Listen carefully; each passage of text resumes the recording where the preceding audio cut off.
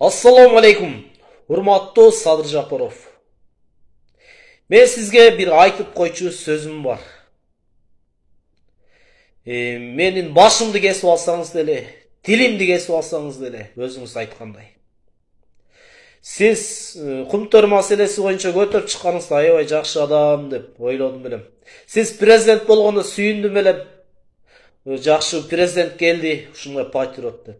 Бирок билбейм кандай адам экениңизди. Түшүнө албай койдум. Ушу сөздү айтканыңыздан кийин түшүнө албай койдум. Бир жолу карасам, былжырап отурасыз.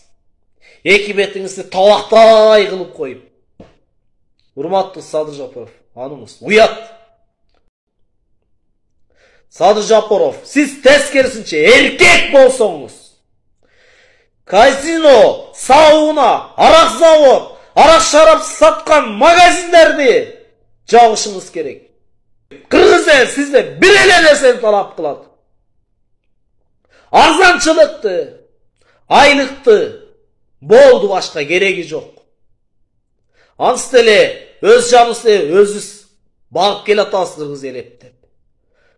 Ушу сөз достор бардыгына жетсин. Садыр Жапаров уксун ушу сөздү.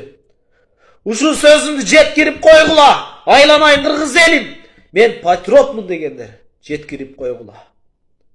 Кечирип коюңуздар, мен ушундай ачуулук алдырып коем. Өзүм өмүрүмдө ичкен эмесмин, чеккен эмесмин. Бирок ачуулук алдырып коймой бир минусум бар. Кечирип коем.